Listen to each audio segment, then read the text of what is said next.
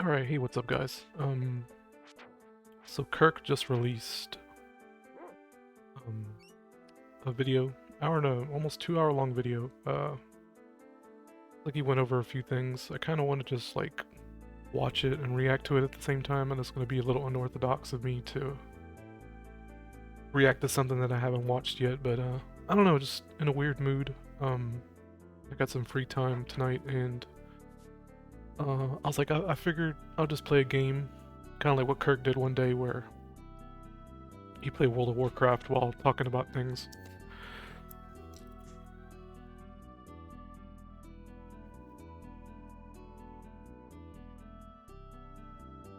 Got like a dyed orange going on. I know it's whatever. Composer Jeremy Soul. I've decided I'm gonna go ahead and play Secret of Evermore. Because I've been talking about that lately. Let me get something set up here. And I may edit this video pretty heavily, so be prepared for that. The gameplay isn't going to be too important. I'm going to try to pay attention to Kirk. I was actually debating on what game I should play. I almost chose Mega Man 3, and I decided not to because the platforming and the shooting would probably just distract me too much. So I decided to play Secret of Evermore. Kind of brainless, It doesn't matter if anything can happen in the game, who cares? So I figured, fuck it. So I'm gonna listen to Kirk. Go ahead and start at the 4:15 mark, where he starts talking about things. I have no idea what this video is gonna be about for the most part. I assume at some point he's gonna talk about what I talked about, the gayness, being like an illusion, if you know what I mean. Where the gay thing, Sin Fiend, did I read that right? Where I talked about the gay thing is just like a artifact of the trauma throughout your life, or any degeneracy you get into. I assume he's gonna talk about that at some point. Wild body type nonsense, JRPG stuff, and more bacon. Outro. Traumatizing the gayness, yeah. So I thought about playing at 1.25, but to me it's kind of tacky, considering this is the first time I'm listening to it, and I consider Kirk a friend. To me, I don't know, it's kind of rude. It's Jeremy Soul. Anyway, Jeremy Soul's a composer for like... I know him for composing the Oblivion OST. Anyway, so let's get into it. I got a dancing Shantae in the corner. I don't know, just for fun. I like Shantae a lot. She's really pretty. Really pretty. Purple-haired waifu. Let's go ahead and get into it. I'm gonna play the game from the beginning, so y'all can pay attention to that, pay attention to me, pay attention to Kirk, whatever you want to do, alright? And see if I remember. I think the audio levels are good. This tool is really nice, by the way. And I turned off my my filters for the desktop audio. I have a compressor that's supposed to reduce the volume of the desktop audio whenever I use the microphone, but I turned that off just so it won't make Kirk so low when I start talking. I don't know. I'll try not to like talk while he's talking, because that garbles everything up. Let's go ahead and start. For this kind of thing, zesting the skins of oranges and lemons and stuff. Very handy. If you see me glancing to the side like this, because I'm looking at OBS.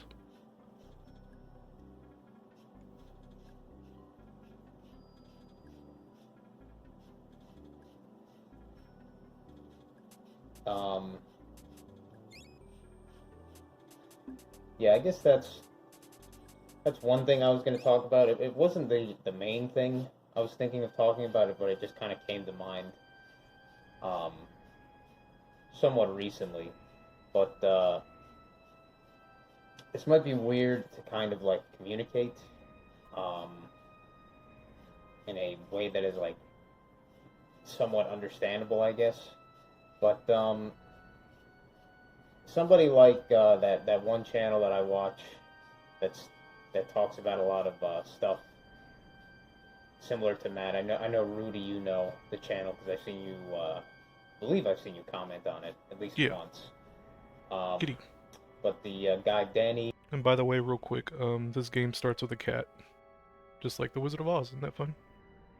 Mindley, the French guy, Yeah, I that like him a lot. I don't know if he lives in Vietnam right now or if he just talks about how great Vietnam was when he went there. I don't know if he lives there right now. I'm just gonna assume maybe he does. I'm not certain there, but pretty sure Danny's a French guy or is originally a French, I believe. But it's one thing that he talked about like before, I believe a few times, kind of like how animals function, like say say like a bird doesn't need to think when it flies. Like a bird, when a bird it goes to fly, it does not think I'm going to fly. It just does it, and that's a thing that is like seemingly lost. The concept of that, or There's the cat is again. seemingly lost to people or humans or whatever, are the human creature in this modern society, at least. Like we seem to not think that we can do anything without first thinking about it, or we just constantly think about things instead of just doing stuff.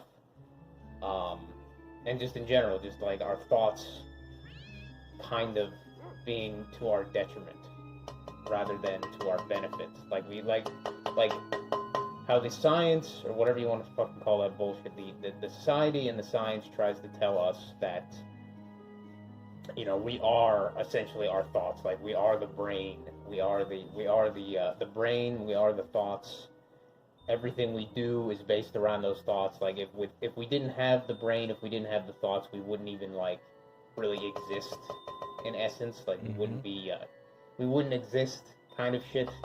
Like that's the most important part of us, which I think many of us within this kind of group Looks like a Corona probably spike ball. realize by now that that's complete horseshit. There's many other parts of us that are not the brain, and the brain is possibly the kind of least practical or useful or even the least part of us than any of them in some ways. Sorry, I keep fucking clearing my throat, man. It's just I keep feeling like a little, like, I don't know if it's allergies or whatever. I just keep feeling a little bit congested and shit. And when I'm talking like this, it just kind of These movie titles, exacerbates that urge to when the clear my consonants throat collide. from phlegm or whatever. But The game's yeah, wacky, that's y'all. kind of the main point that I'm trying to make in this moment is like thoughts are the enemy of action, I guess you could say. At least that's what it feels like to me, because I've been somewhat recently more Uh-oh. paying more attention to that fact. Like how my thoughts are Real quick, I laughed at the uh-oh thing because it reminded me the lolicon meme. I'm sure Kirk knows what I'm talking about. how my thoughts have been Why do you keep crying? holding me back from doing things. Even like either the long term or the short term. Usually the short term, but like how the mind or whatever, how the thoughts cause stuff like feelings of anxiety. Like in some ways, if there was no thoughts, if there was no like mind or whatever, there would not the anxiety wouldn't even really exist, because anxiety, as I kind of talked about in another video, I don't even know if it's like by the definition or whatever, but for whatever reason, I remember saying something like, or maybe in a comment or something, that anxiety is like the Yeah, I made a video, probably about a year and a half ago where titled Your Thoughts Are the Enemy. I don't really remember what I said in it, though.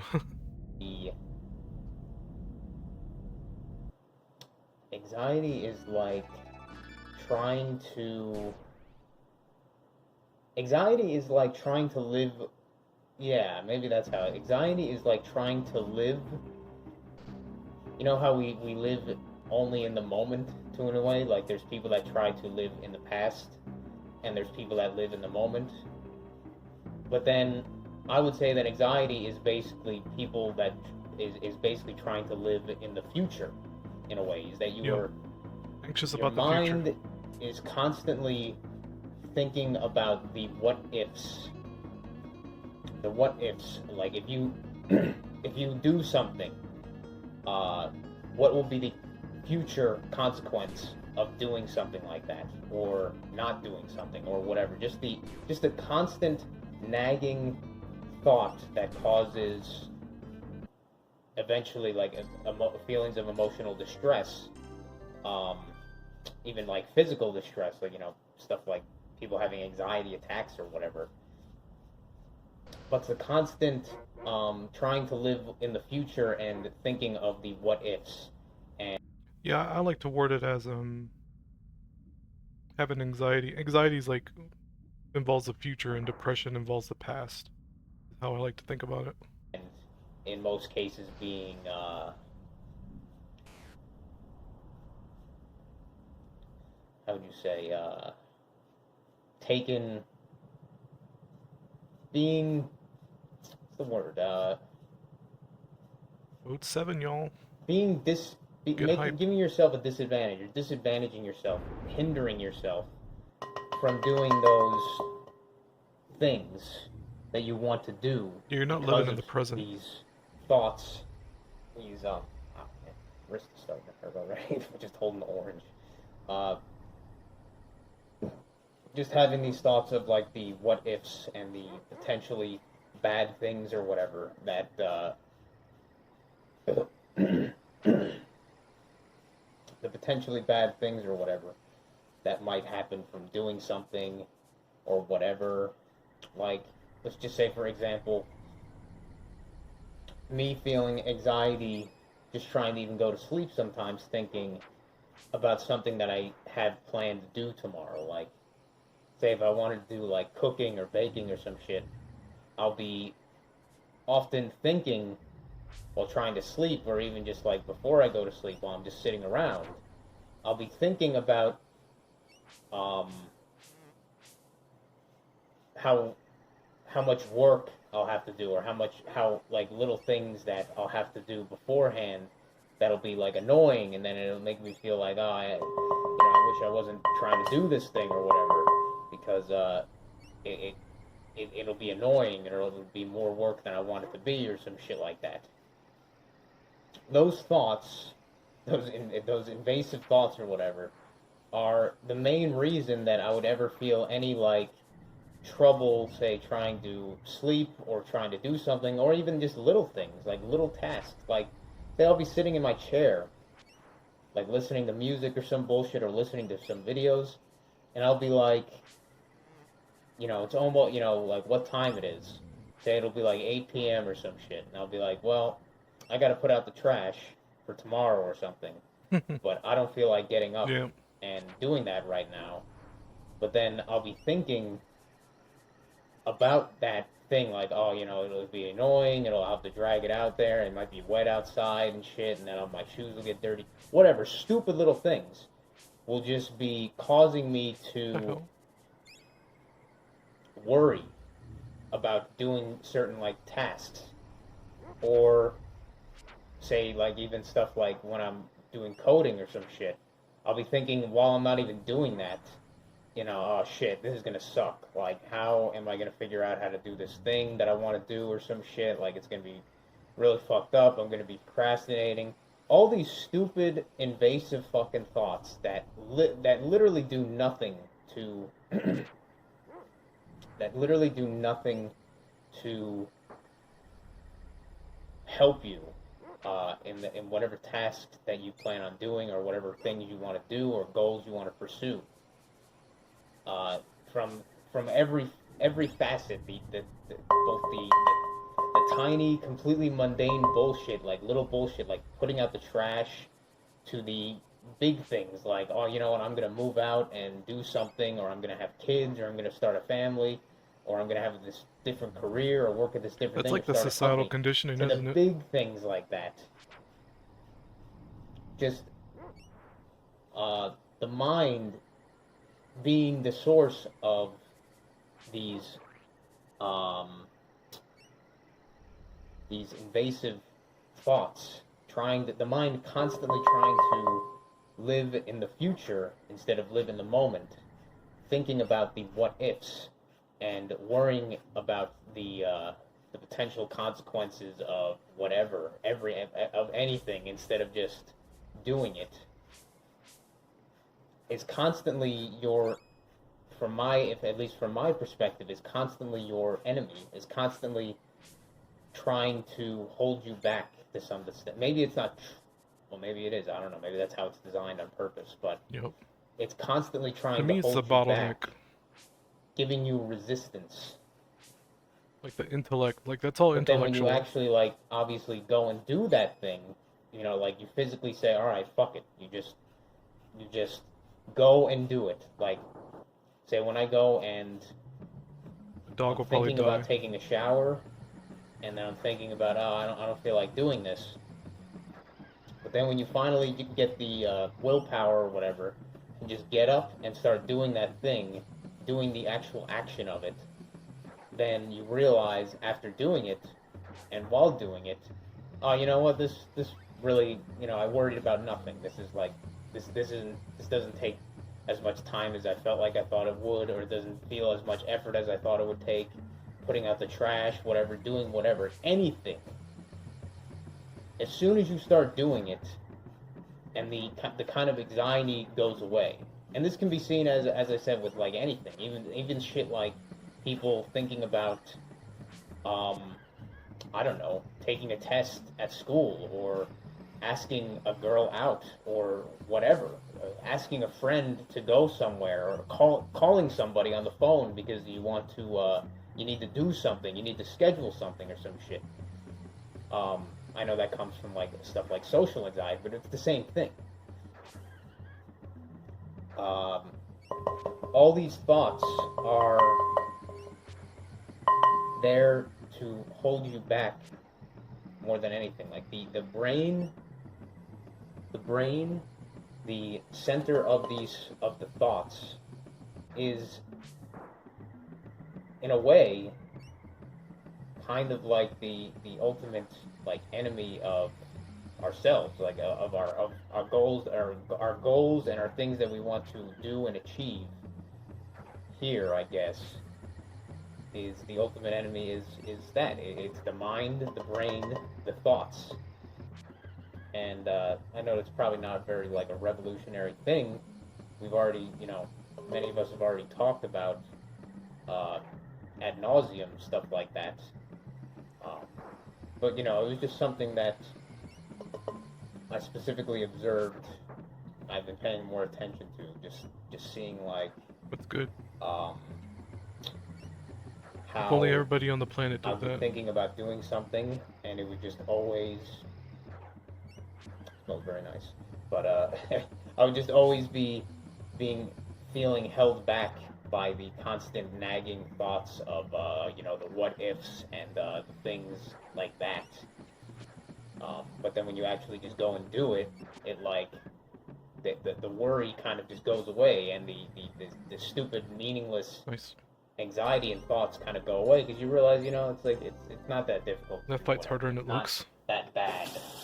Um, it's not nearly as bad as you might have thought it would be, or some shit, because the brain, the mind, whatever, uh, I guess that's the kind of conclusion I'm getting to, is like, your brain, your mind, the mente or whatever, is kind of it's kind of like your main enemy, more so than even, like, stuff like the kind of entities like the not milk and shit. Like, the ultimate entity of the not milk is each individual's brain and mind constantly at odds with the things that they want to do and accomplish in their Like your life. mind is a gateway for Uh, the For both the Lucifer, small and the for the large. not milk.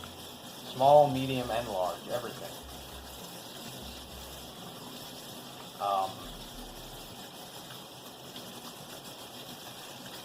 and what's the what's the potential solution um, with that kind of conclusion being made? Uh, I guess I can only say, that stupid. What was his name? The fuck was his name? Shia LaBeouf. Yeah, that was it. Like that stupid Shia LaBeouf thing. That do it, just do it. Uh, like, even though that is so like corny and fucking out of touch for like somebody who's whatever, like a millionaire, billionaire, whatever bullshit actor and stuff. At the same time, that is completely true. That is completely true, and that if you want to do anything, if you want to strive to any of the ambitions, for any of the goals, any of the stuff that you want to be or to get in life, you really just have to do it. It's there's no amount of thinking that will help you get to where you want to get, I guess. Like there's certain aspects, I suppose, of like planning, I guess, that will help people sometimes, depending on the thing. But in almost every other case, it just comes down to the action part of it, the doing it part of it. And it can kind of be seen with like even women, how they do things is that they're not nearly as action based, I guess, than men in some ways. Like that's why women. I mean, there's probably a very close amount of anxiety, but it's definitely primarily women that I think are like supposedly diagnosed with stuff like anxiety disorders. I think at this point there's more women that smoke than there are men. I could be wrong there, and I think that smoking has the Let me think for a minute, because I work retail, so I deal with a lot of people who buy cigarettes. Um, Man, I want to say it's like split down the middle when it comes to, which gender buys the most tobacco products. It's the men that they tend to buy like snuff or chewing tobacco more often or vaping, and the ladies tend to buy like just regular cigarettes, either like more flavored menthol kind of thing. Every now and then, mostly black girls will buy like the flavored cigarillos, the grape cigars and all that. What are they called? Shoot, I forgot the name. Swishers, all of that. Um, it's mostly black people who buy stuff like that. So I want to say it's like, I'll say it's split down the middle. I think I can confidently make a claim that it's pretty split down the middle.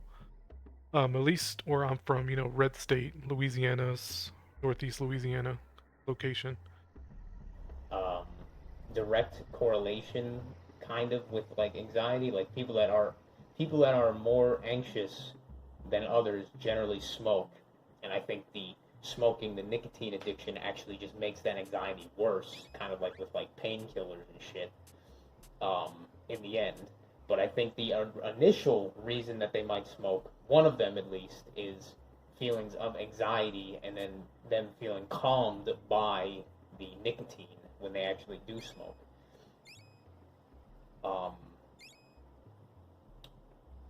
but yeah, I guess it just comes down to that kind of saying as well, is that you just gotta live in the present, not in the future or the past. I mean, you gotta live in the now, as generic as that sounds. Um, and I would say that it is women that, like, I deal with a lot of people, and especially when I was working overnights, the last, before we went to days, maybe like 5 years, 5 years in a row working overnights. I want to say the substance abuse was majority, like vast majority women, that come into like shoplift, right? Shoplifters are majority women. Very strange, really strange correlation between the drug use and the shoplifting and the anxiety and all that. A lot of girls who come in, a lot of women, like young girls in their 30s, talking to themselves and all that and acting all schizophrenic and all that shit. So it is women who, when it comes to like very obvious into substance abuse, it is the women that get caught up in that. Because if you try to live in the past, then you're not, you're living in a world that used to be. If you're trying to live in the future, you're living in a world of what ifs and anxiety, basically. Um, I guess that's probably primarily what I want to say, seeing as I've talked about it for about 20 minutes here. So I'm gonna clip this and then start. Wow. Okay, so the now I'm gonna. This is something I've never done before. Yeah, me too. Apparently, when you are making something like this, if you want the zest, like either the lemon zest or the lime zest or the orange zest, if you want the zest to really express the flavor, you kind of can take the sugars, and in this case it's white granulated sugar, and like take the zest physically with your hands and mix it in with the sugars to really infuse the oils and the flavor or whatever the aroma and everything of the zest of the citrus zest, and that'll like supposedly make the flavor really expressed within the baked good, because it's like mixed very well with the sugar as well in this way. So I'm gonna be doing that. My hands are gonna get probably pretty dirty and shit, but they'll smell nice, sure. I know that. Um, but the next thing that I was going to talk about was, this is kind of on the topic of. I'll just start doing it. Fuck it. I like this. This feels interesting. It's like playing in very sweet smelling sand. But anyway, and it makes a nice orange tint. Nice. I love citrus. The citrus like aroma and flavor and everything. Like I love the smell of oranges and lemons and stuff. I absolutely adore it. So this kind of recipe with this orange cookies, I'm sure I will quite like by the end.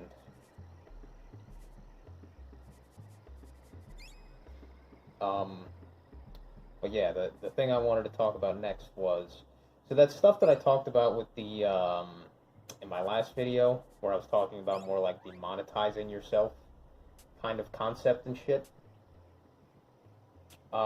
Something that I forgot to mention, that I wanted to mention, was stuff that I've thought about in terms of like monetizing my own work, and how people that do like digital kind of stuff, like in my case like making mods, or saying do commission for like various digital things like coding or whatever sort of things, even like some artists and stuff like making art and doing commissions and shit. Many of them will have stuff like these Patreon accounts and shit, so people can like directly support them for some kind of like usually some kind of incentive, like, if you have your Patreon, you'll be like, oh well, I'll give my members of my Patreon that donate to me like these certain tiers, I'll let you see my work 2 weeks earlier than other people get to see it, or whatever. You get to see my stuff earlier. Maybe you'll even get to see these behind the scene kind of things that that the non supporters wouldn't be able to see, like the behind the scenes stuff, like when somebody's making a video or some shit, they'll do the production stuff and show that on the Patreon, that kind of thing. Now I've thought and I've noticed that, especially in this kind of like software community sort of thing, like making mods or whatever, that kind of thing, or just making code in general that does something, is that there is like, I mean, you could see the same thing with art. This stuff looks incredible now with this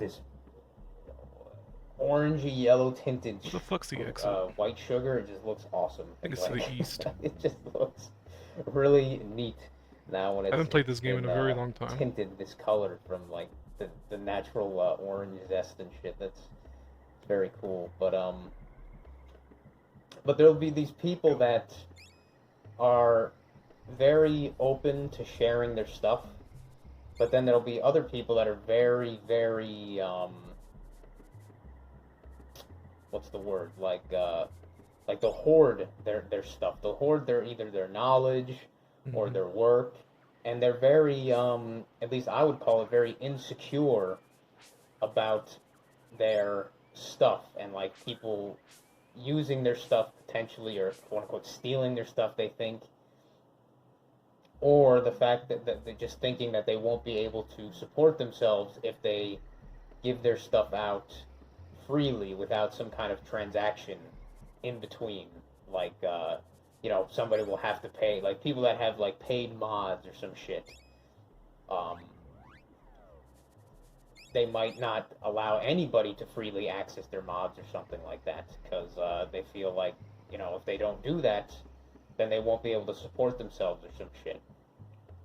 And there's been a few people I've met that are that think like that in even the relatively small Daggerfall community that I would I don't I don't want to consider myself within like any community or whatever. I don't like how that sounds, but the community that I interact with on a frequent basis, this Daggerfall Unity community. Already have a dog biscuit. There's been a few people that have been like that, where they are very averse to the idea of people being to access their assets for free or whatever, like freely giving away their assets, such as like their art assets, whatever. Like they will always put some kind of barrier between the end user and potentially other people that want to use their stuff, as well as not just generally not try to share their knowledge on how to do stuff. But then there's people like me, and thankfully, smells like orange. No shit, right? Um, People like me, and then some other people as well, thankfully, I guess, that are more on the side of kind of like freely allowing their work to be out there and people to access it free and everything. Like on all my mod pages, I have on all my mod pages in the file sections where you could like download the mod itself and stuff. I'll have in the miscellaneous I'll have in the miscellaneous tab or as a miscellaneous file, I'll have my all the source files that I used to put my mod together, say the code or the assets, the sound files, everything. I'll have it in the exact same way that I built it as well, freely to access. So if somebody wants to download my mod, if somebody wanted to, they could download the source assets for my mod and 100% recreate exactly what I made in the exact same way. And if they wanted to, they could technically release. They could technically release just that if they wanted to, like quote unquote, steal my work if they wanted to. I make that completely easy to do with one click. You completely take all my work freely and say it was your own if you really wanted to. It's not hard. I don't put any barriers between what I make and what other people are able to access. Besides the fact if I say forget to add like specific source access or some shit, if I like forget or I don't put like every step between to make some certain asset and put it together, like I don't always do that because it's just inconvenient then. But I don't put any barriers between my stuff that I make and what other people are able to access. But there are, as I mentioned, there are many other people that are very much kind of against that in their own when they make their own stuff, and they very much don't want people to be able to freely access their stuff. They think, they feel right away that that's like stealing their work, stealing their shit, stealing their stuff. Like as if you came to their house and stole their TV or something. Like that's they pretty much equate that to downloading some files that you made online. Like when you put, at least how I look at it as well, when you put something online, you literally are, like when you put something and take something off of your own local computer device, you are essentially making that thing open and available to everybody by default, because there's really no like there's really no way that those files, after you upload them onto the internet, that they can be really like made truly like private anymore. Like as soon as you put it on the internet, you've already basically signed your stuff to be stolen. Like you essentially made it already a public thing when you do that. It's kind of like when, maybe it's not a good example. It's kind of like if say if there was like a public park or some shit. If somebody had a piece of art, like a painting, that they painted themselves, they had in their house, they had in their house, they had in their room, they had it behind a locked door and everything. If that person suddenly decided to bring that painting out, and put it on display somewhere on in the park, like on a bench in the park, that thing is now publicly available for everybody to look at. It's not a great example because it's not like somebody could take that. It's not like somebody could take that painting and then nobody else would be affected by it. Like if they took that physical painting from there, then after that, whoever took it is the one who has it then. Like nobody else is able to see it anymore because it's gone. But with something like digital shit especially, where it's just a file, like if somebody puts something online and it's like an image, they can just save that image and it does not change that image for anybody else. It's still going to be available in the same place that it was. That person just has a copy of that same image. And if they technically wanted to, they could say that they made that. That meme with the, what is it, that meme that, Yep. I forget what the I hell made the this meme would be now. called, that I made this, and then the guy takes it, and then he's like, I made this. I made this. But it's basically like that. So these people, it's like a fucking, it's like wild mental gymnastics to me to think that you could put something online and then still have it be a like private thing that they own or whatever. Like to me, that's just absurd. Like that's like a ridiculous notion. Um, Yeah, I agree. so as soon as you try to share that stuff online with other people, in almost no matter what form, like you were basically signing off saying that now this is a public asset. This is a public property or whatever. This is available to the public. So I see the logic of these people as being very illogical or very silly. Um, and the kind of main way that I view it is like I see it mostly as just a massive just insecurity with these people. Like I guess that maybe that's kind of almost the definition of an insecurity, is that they kind of like are afraid of the potential of thinking that they are no longer going to be needed or something. If they make their stuff openly available to everyone, they think deep down that they will not that they will not be able to have a purpose or use anymore after that point or some shit like that.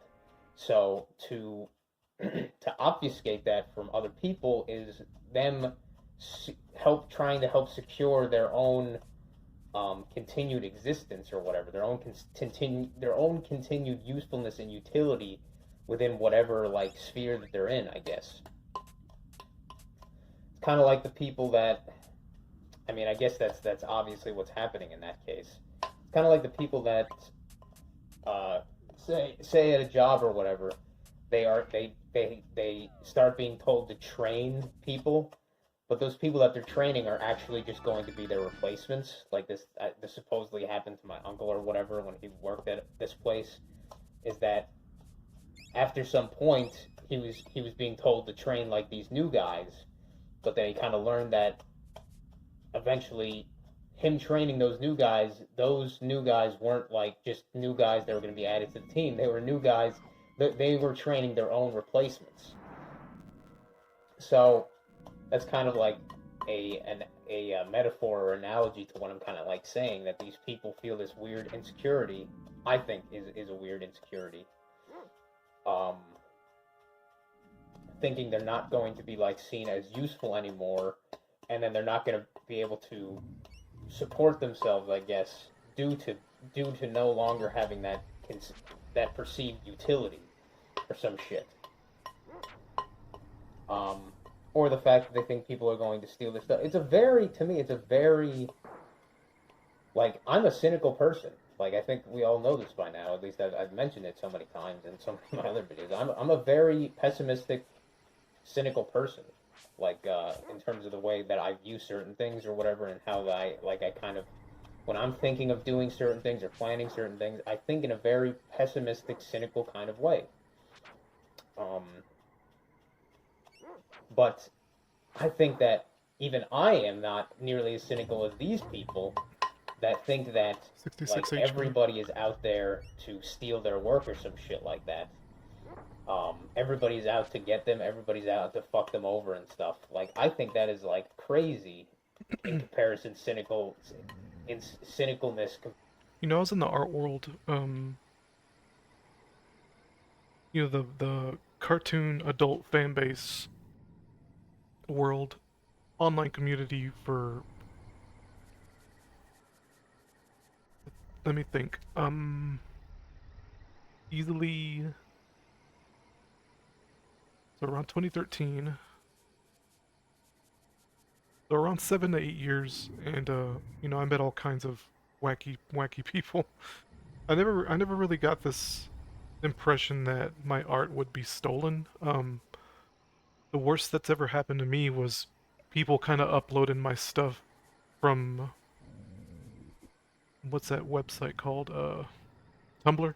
Like, I had a Tumblr, and the people who followed me would upload my stuff to this other website, and that was kind of obnoxious. I think I put myself on a do not post, or do not I think it's called DMP, do not post, or something like that, kind of on a list that you have to ask the moderators to do. And I knew the moderators for that website, so they put me on the list pretty quickly, meaning that if they were to use my artist tag, they can't, it wouldn't let them upload, essentially.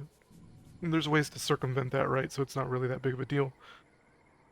Thinking back on it, it's kind of petty and retarded. It wasn't that important, but I kind of understand people's anxiety about getting their art stolen. Because I've seen it so many times. Um, it's just, I don't know. I understand it, but thinking back now with, knowing what I know now about being more mature, I guess, uh, it is kind of stupid and petty. Um, yeah, that's kind of my thoughts on that. Compared to even what I feel in that sense. Um, but I guess that's mainly what I wanted to say about the people that think that way. Like, I think they're kind of, it sounds mean, and it probably is, but I think that those people While some might think that they're justified in their like cynicism and insecurity, I think they're very pathetic fucking creatures to like Gollum, like hoard my precious work, my But precious work. I mean, I can't let anybody else know. nothing stopped me from like even though I quit the that fan art community I was part of, I quit it. Like I didn't delete all my stuff or demand the moderators to, erase my tag and delete all my stuff or anything like that. I like it's like whatever. It's like everyone's free to use it by this point. And maybe even claim that they're me, right? It's like one of those things like, well, if somebody actually does that and who gives a fuck? If they're able to use AI or replicate my art style to the point where people online would actually believe it's me, then I mean, good for them by that point. It's like, shit, you must really want it, dude. Like, pretend to be posted. Like, really? Kind of wild if somebody actually did that. Know how to do this, otherwise I'll be considered useless. I can't let anybody have my sources and stuff. Like, I think they're very pathetic fucking kind of creatures, I think. I was always against like gatekeeping knowledge. When I first got into art, like I was an open book about everything that I learned. It's like when it came to PDFs or I'm not talking about not talking about pedos, but PDF files. Dang, we can't even use that word now without it sounding fucking weird, huh? But people who want to learn how to draw right, I was very open about teaching people or giving them resources or sharing PDF files of artists of whoever, classical artists, basically bootleg, not bootleg, but pirated, pirated PDF files, software. Photoshop, Paint Tool Sai, or Krita, whatever somebody needed. It's like I was there to provide it if I could, or I would find somebody that knew and get it to them. I was actually pretty social, like back when was this 2019, 2020.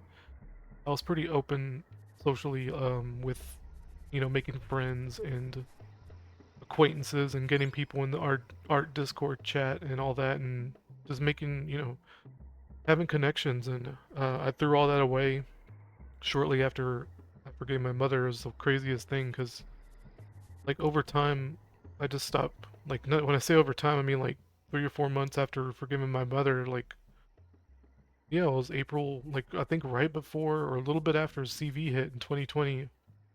I started like becoming really disengaged with the community I was in because I just couldn't relate to anybody anymore, and it was the weirdest thing. And just like after like 4 or 5 months, I left all of my discords. I just threw it all away and stopped drawing. It just left me completely. But I was always like an open source, open book when it came to sharing knowledge and wisdom and whatever I could, and I'll still do that. That's kind of the premise of my channel. But then again, this is coming from my own personal bias because I currently live with my parents. I currently don't have like really any like financial stresses and stuff that um that I have to really deal with that other people would probably have to deal with if they don't have that luxury of, say, living with their parents or whatever, having any money at all. So, you know, me saying that they're pathetic, maybe I'm just not being, maybe I'm just not properly being able to relate to these people to some extent. But with that in mind, I think that if you are not so cynical and assume everybody is trying to steal your stuff and everybody is going to steal your stuff, take it, and then leave you there leave you there high and dry with nothing left. I can't imagine being in that much of a miserable cunt that like you're just in your head all the time about whether or not somebody's gonna steal your art. I can't imagine myself in that headspace now. It's kind of crazy. To speak up or whatever. I think that if these people actually thought in a more optimistic and less like misanthropic or less pessimistic way, less cynical way, then they would actually potentially be able to do even better, as well as have the fact that people, the goodwill of the fact that people are like, hey, you're doing a cool thing, and you're doing it without being overly selfish or overly hoarding or whatever shit. Like, because I've seen this kind of thing where people will. It's not like that common, but I've seen this thing where people that are like, say, artists or whatever, or even like coders or whatever, people that work on, say, like open source projects, open source code projects and stuff, they will get like charity or donations from people to continue working on those things. Um, and they won't, Just besides disappear. working on that thing or whatever, and besides just the fact that they do work on that thing, they'll get people donating to them and supporting them, kind of like with like say Matt on his channel, like people donating to him just for basically just making his videos like he would normally, or people sharing their art and their assets on like a free website for free asset distribution and just being paid by people's donations, their charity or whatever, to continue doing that kind of work and stuff. So like um, I've seen this kind of like maybe the trope would be the starving artist thing where people actually just kind of support them without like some wall in between, some barrier between made by the person, like just to make shit. Like that's how I kind of think about it with what I do stuff. And me, I've never me being as open with my shit that I am, I have never had anybody yet steal, like as far as I know, steal my shit and try to Yeah, upload me it as either. their own thing. Like even though I've uploaded so many other mods, I've never had this happen once. And in a lot of cases, people wouldn't even be willing to like go through the extra effort to do something like try and rebuild one of my mods, even though it's not that hard to do, and I even have tutorials on how to do like that kind of shit. But people just don't do like assuming people are fucked up in this realm, but it's surprising if you kind of don't think about it and look at it super cynically. People are surprisingly good natured by default, it seems. Like I don't think most people's default reaction or default like action of doing something is trying to fuck others over. Because all I've seen, at least from a lot of people, is usually like good. Like not what the media tries to represent and stuff. Is usually people act in a good way, sort of. Like it's definitely obviously people focus more on the negatives more than the positives on anything. But yeah, really, from my own experience, most people seem to do things in a kind of like good and less um, misanthropic or selfish way if you kind of give them the opportunity to. Like me, I'm not doing that right now because I'm not in the position that I like feel like I need to do it. But if I was in that position, I would kind of just be like, hey, I'm still gonna share my stuff. Like say if I made a Patreon. Let's just say if I made a Patreon for whatever I do, either being mods or something else, whatever code, whatever. If I made a Patreon, I probably wouldn't have any of my stuff be exclusive. And some people would say, "Oh, well that's just silly because people are just going to not um people are just going to people are just going to not sign up to the Patreon because why would they if they can just get everything free?" And this is true, is that the incentive is not there for the direct transaction.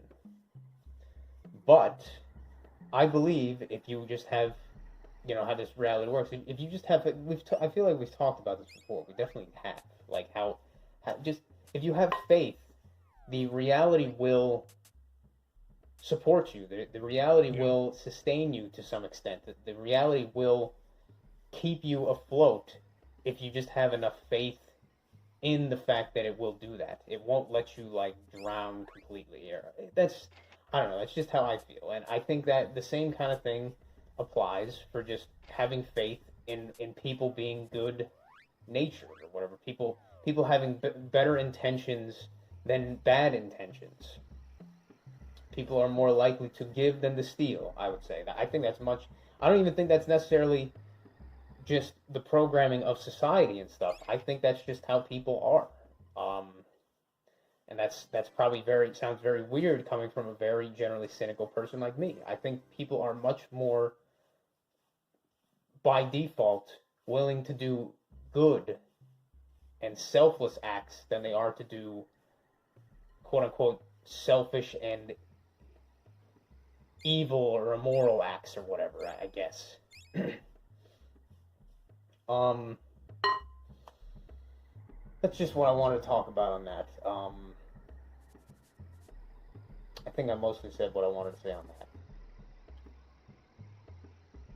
I don't know what. I'm always suspicious on the motivations of people, even when they do good. You know, because I personally think, I guess you and I are in a bit of a disagreement, and it's not me being cynical. It's just me, like, experiencing just the cruelty of people. And I think when people do give, when they are generous, there's always something in the background, in the back of the mind that's like,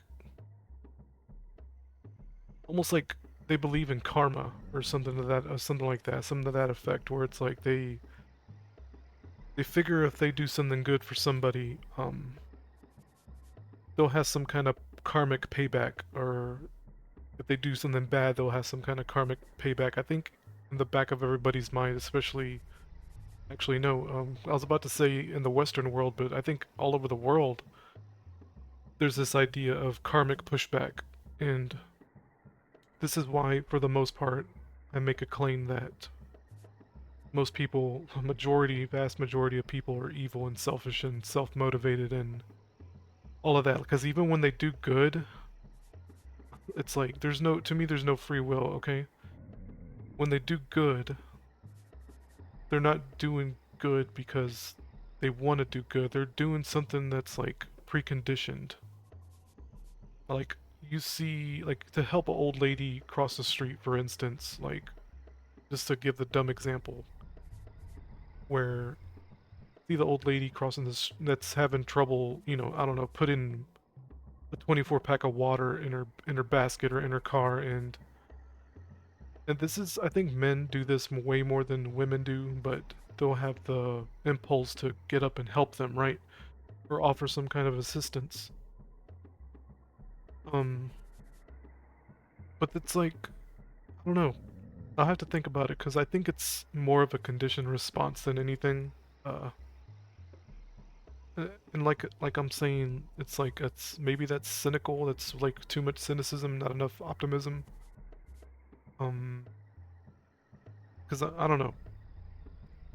I'm gonna split the video here. We're at an hour now. All right, let's continue. Topic, so I think I'm gonna pause again and see if I can think of. It's Okay, wild that that it was does that. the other topic that I was thinking of talking about.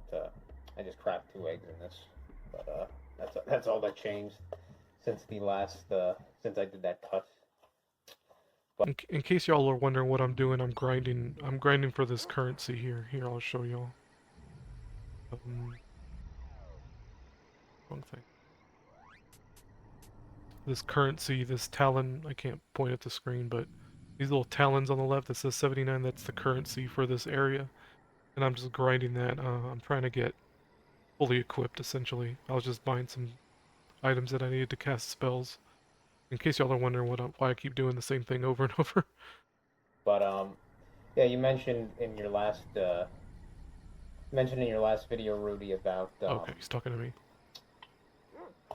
what was it? The Karina, your co, or I don't know if I'm guessing she's no longer a coworker. Karina, Now her and I don't work and together how anymore. when you initially started working with her and stuff, she identified as like a lesbian, as gay, and but then when you started talking to her about stuff, she kind of realized, like, when you started talking about, especially like her Real quick, just to give some pretext, the conversation Karina I had the very first day that we worked together was the day that I told her that she should go talk to her father. Not even a 15-minute conversation, and she was mad. Like she tells me about it now. Like she was so angry with me.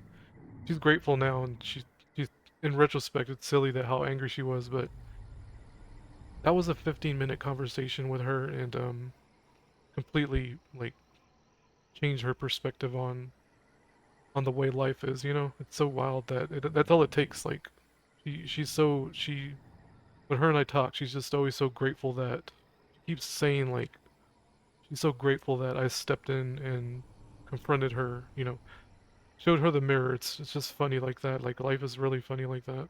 for her The first day we worked together. Imagine that. trauma. Well, I guess yeah, it is trauma, I guess, but her fucked up experience with her mother that she initially would, she was initially told by her mother and believed her mother that the person who was fucked up and fucked up her life or her childhood or whatever, their family was the father. But then you asked her basically like, have you ever considered that your mother like lied to you basically, and that your father wasn't the or that your mother had just as much to do in the entire thing than your father did, and like stuff like that kind of shit. And then after all that kind of stuff, she kind of realized that she wasn't actually gay, and she was just doing it as a I don't know even what you call it, like as a reaction to that familial trauma she had gone through and stuff. Was saying that identifying as a lesbian or whatever. But just on that topic, I know I commented about it, but I did kind of like, I do find the thought of that extremely curious and interesting to consider. Like, so It is wild. I've had multiple people, uh, not multiple people really in my personal life, but at least one. As I said, one of the previous friends I used to have, he identified as gay, and he was fairly open about his gayness and stuff, and that became a part of his one of the bigger parts of what he considered his identity was being gay and stuff. And then when I thought about it, I was like, man, I can only imagine what kind of like issues and like upbringing and family trauma and other kinds of trauma he's had in his childhood that made him eventually um, become not even so become that way or believe that he is that kind of thing, that he identifies as being gay and shit like that, that he likes men and stuff, or that he likes men sexually and shit like that, and actually having sex with other men and stuff. And in his case, I knew his family home life. I know he had a lot of issues, and his family had a lot of like issues and stuff that they had and shit. Like he in their household, even their grandmother was somebody. She lived there in like a medical kind of way. Like she lived there and she was on like oxygen and shit.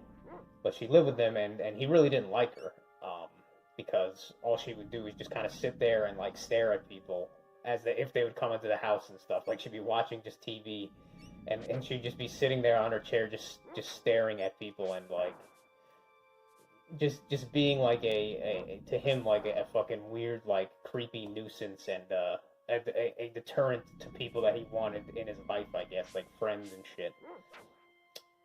And I can't entirely blame him It's there. parents' So fault I don't know for how putting his them through that. mother and how his father I already kind of know how they dynamic are. was. I know at the very least As far as I recall, he had his mother and his father in his life. Man, I couldn't really guess on how the mother and father are if they, hold up this old lady in their house for everybody to gawk at. You know, people who do that, parents who do that to their children are fucking wicked, man. They were both in the family, I can but only I would I can make so imagine many the father was probably more on probably accurate judgments on how his the parents were. more the less dominant I masculine kind of go. side, and he probably mostly let his wife kind of like Yep.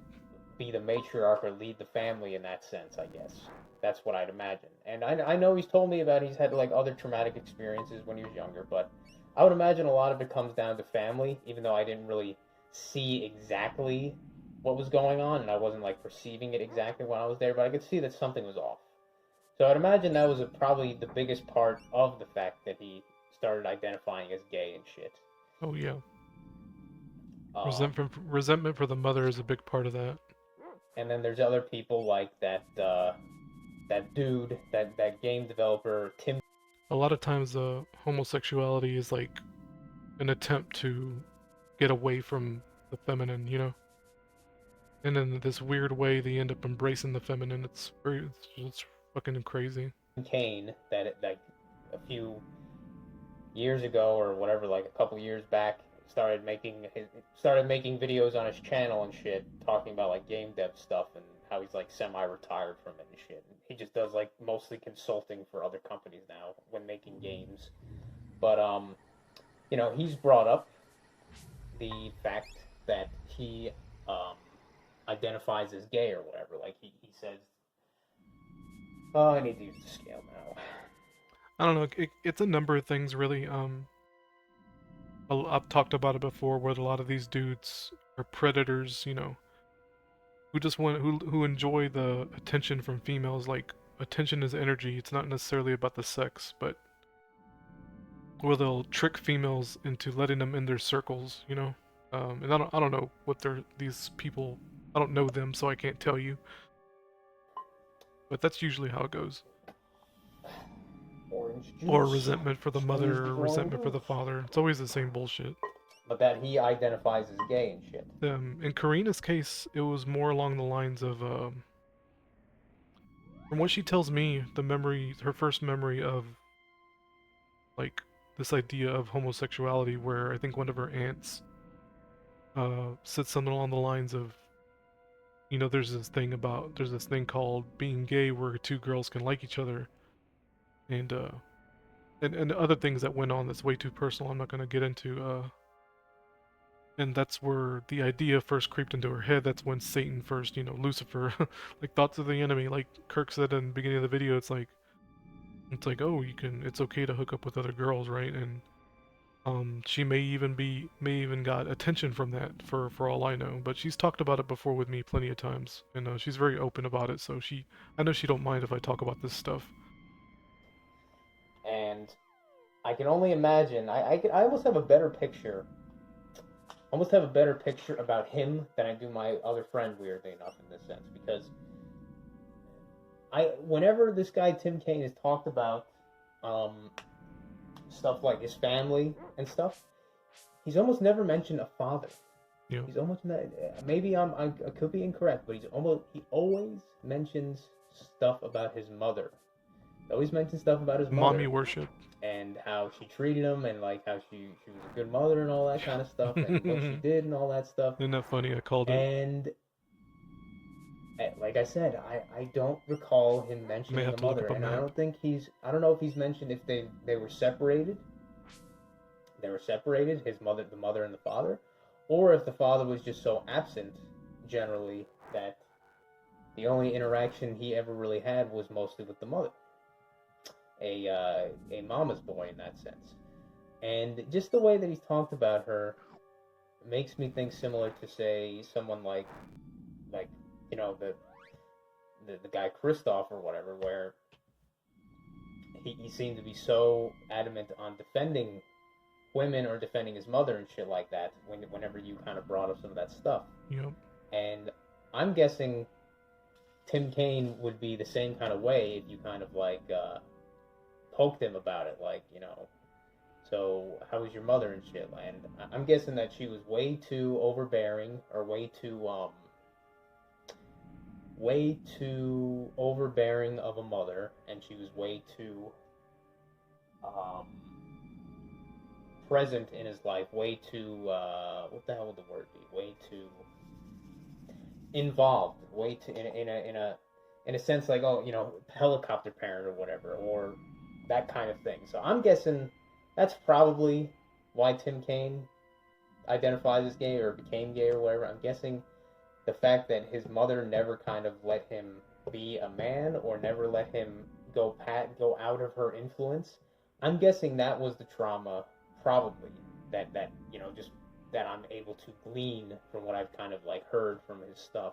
I'm guessing that's the reason that he once again comes down to the mother. That's why he probably started identifying as gay. And now this other guy It's just the South. that has a Right. YouTube channel. I forget his channel name, but I still listen to his channel. He does stuff about like reviewing like old cassette players and like various other things. It's a cool channel, but he has mentioned before that he is gay. Like he made a video where he was like his coming out video and shit. He talked about that. He's a guy who I could probably fucking drive to him, because I think he lives Start in abusing Jersey, but rewind. I don't know if he's ever shown his face, but yeah, he identifies as gay. He's mentioned it at least like His once mobs in are his own fucking videos. annoying. And I have no clue what his family background is, but I can almost guarantee that it probably comes down to the family, the trauma, Bullshit. and almost definitely it probably comes down to the mother. Like, it seems that, The hell? to me, the pattern at least, in some regard, Jeez. is it always That's the people ridiculous. that start to identify Let me as rewind. gay I or was become distracted. gay, or if you want to pick it, but I can almost guarantee that it probably comes down to the family, the trauma, and almost definitely it probably comes down to the mother. Like, it seems that, to me, the pattern at least, in some regard, is Oh yeah, always the 100%. people that start to identify as gay or become gay, or if you want to call that become gay, it seems to always be related to the mother. I think, like, I don't think people, these people that had father figures, masculine father figures in their lives, I don't think they would ever decide to become gay. I don't think that would ever be even like a thought in their mind. It just always seems to come down to the mother, and maybe that's just how all the family stuff comes down to. The script that plays out. Down Like, to the mother. like reality is set up that way. Like Satan works through the mother, like all on purpose. It's for a purpose. The mother fucking them up, I guess. the mother traumatizing them in some way. Yeah, was that the kind of main stuff I want to talk about? I don't know if you've had, besides with Kareem, I don't know if you've had any other experiences with like people that identify as gay. My mom currently works with a guy. The only experience I had with gay people is there's a guy in high school. His name was Jaime, spelled Jamie, Jamie, Jaime. He's Hispanic, but in I think he was like 2 years older than me. So when I was a freshman, he was a junior, right? So when I was a sophomore, he was a senior, and then he graduated. So yeah, 2 years older than me, and he was a cheerleader. Like he was in the prep squad or whatever the fuck it's called as a male cheerleader. And that's where I got this notion of dudes who are predators who just want to get in female spaces. That's where I got that idea from. And the more I observed other gay people, other gay guys, is when that idea really solidified, you know. That's really my only other real hardcore experience other than Karina, and her gayness, her former gayness. That is, I mean, the guy doesn't seem like all mentally there either, but he's like very effeminate, and like wears like fucking makeup and shit, and all this weird fucking bullshit, like, You know, things like that, guys who cross-dress, it's usually, this is twisted, man. It usually involves the mother or another female, old adult female, who takes the young boy and puts makeup on him or cross-dresses him, puts him in a dress, right, and goes, "Oh, look how cute," you know. that's when that neurosis starts. That neuroses. That's when that neuroses begins, and they got they got the female attention, right? So as they grow up, and it's in the back of their mind, and then they go, well, I can cross dress and get female attention, or I can grow my nails out long and get female attention, or I can, dress up or whatever, play dress up, and I get suddenly, people are paying attention to me. So that's where that bullshit starts. Really fucking twisted. Probably identifies more as like a tranny than anything possibly. Um, Guarantee he's had some very bad trauma from his family and shit. Whatever's up with him, but um, oh yeah, and by the way, it's ironically you talked about the gay thing. I don't even know if you realized that fucking now apparently it's Pride Month. Um, June, it's Pride Month apparently. It's Pride Month, and I'm just like, The only reason I knew about that is because my wife likes to watch Rhett and Link, Good Mythical Morning or whatever, and they had like a weird advertisement in the middle of their segment, their eating segment. They're eating eggs or some shit, like testing out fake eggs and tofu and shit like that. And in between like segments, they got interrupted with this gay pride merchandise bullshit. And it's like, oh my god, man, these people are so twisted. Like the dumb feminists, like who just buy anything that says girl power or woman power. It's the same fucking nonsense. wasn't it just Pride Month like 2 months ago? It seems like every fucking time they just you got people fucking spamming on Reddit and shit, all this nonsense fucking virtue signaling crap about fucking Pride Month and shit. I would just love to see the kind of just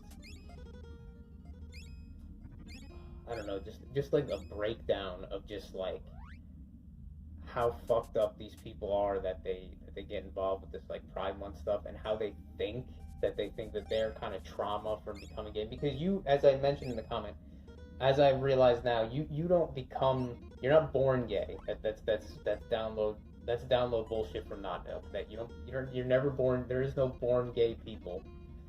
That is not a default that people will go to. You become gay, quote unquote, become gay. You start to identify as gay due to some trauma within your life that causes that. That is not. This is not something that would people would normally do otherwise. And it seems to, from what I'm kind of ascertaining or concluding here, it seems to mostly come down to trauma involving their mothers, Yep. or their families in general, but usually comes down to the mother, I guess.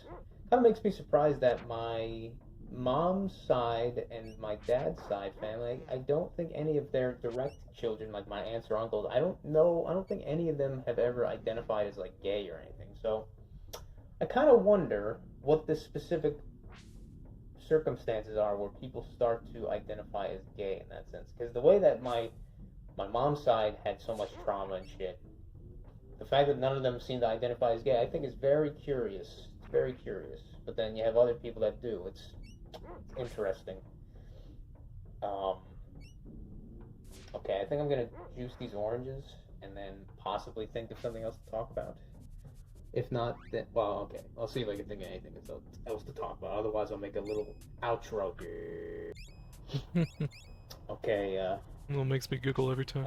I juiced the oranges and surprisingly, 4 of them almost got exactly what I needed.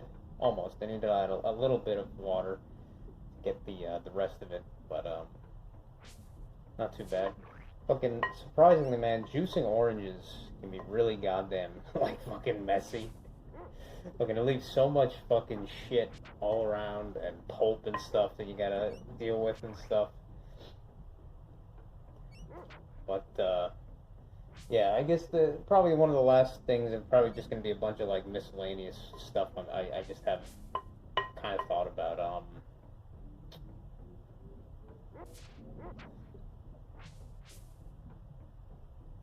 I don't know how this stuff's gonna form. Might be a little bit too wet, but I don't know. We'll see when I add the flour. That's when the magic starts to happen. Pretty much. But yeah, something Rudy that you might find interesting. I'm sure you already know this. I was watching some stupid video about like I don't know, some guy making like a stupid ranking of like oh yeah, hardest hardest zones in vanilla hardcore or whatever for World of Warcraft and shit. Pretty stupid list, honestly. The way that pretty pretty shitty list, but he showed he showed like one clip that had the character creation screen open, and I guess it shouldn't be surprising at all, obviously, but I found it hilarious when I noticed when he was making a character or whatever, the fucking the female and male buttons were the fucking what are they called, the body type fucking thing. I was looking at him, I was like, Mm, what is this? I was like, I'm like, they weren't like that. Fucking no. the one that had like a slightly like bigger, broader shoulder sort of thing, and the other one was like, smaller build kind of picture, like completely One of them ambiguous has bullshit. breasts. And then I was like, wait a minute, what the fuck did it look like normally? And then I went on the private server I played, just logged in, and then tried to make a new character. And I was like, yeah, right there. It has the two icons, the female and the male gender symbols, and on Mhm. the text, the hover over text, it has male or female. And I was just like, what the fuck? I mean, it's like I said, it's not surprising at all whatsoever that they had that in modern WoW, but I just found it hilarious. I was like, wow. Yeah, Oblivion Remastered did it. Monster Hunter Rise. I don't know if Monster Hunter Rise had that, but Monster Hunter Wild. What else? Dragon Quest 3. The list goes on and on. The fucking body type 1 and 2 shit. It's like well, hey, what's the difference? Well, body type 2 has breasts. What the fuck? I mean, that's a female. It's a woman. Retarded man. That's fucking that's great. That's great, isn't it? Female, fucking male. What do they call it? What the hell is it called? The body type. Fucking bullshit. The hell? Even though I think I mentioned this already with that thing that I saw on Wowhead that I found hilarious, that they censored all the bunch of fucking like names of like items and NPCs and shit. Yeah, I already mentioned that, but yeah, that stuff is fucking funny. Like censoring or changing stuff like Wirt's third leg item. What do I need? Oh yeah. 5-10 grams of flour. Wirt's third leg item. So many other items that. No, I'd looked up a compilation of censored jokes, and there's a lot of jokes that got censored in World of Warcraft. What's weird about it is that the joke that implied racism wasn't wasn't on the list, and I could have swore that joke is gone. And I was like, am I just misremembering? I have to like make a character a male, human just to see, I guess. Maybe we'll do that in a minute. That were like, oh yeah, supposedly sexual, inappropriate references or whatever. But stuff like the panda, the Pandarian, that was a fishing vendor, and his name was Master Baiter, Master Baiter. Like they censored that to something really fucking generic and lame or whatever. Uh, yeah, and just seeing the body type fucking bullshit, and really, I mean, maybe I'm sure there was some controversy at the, when it was initially done, but just the fact that like most people don't even mention it, don't even like consider it, is just like, wow, how fucking normalized within this fucking gaming,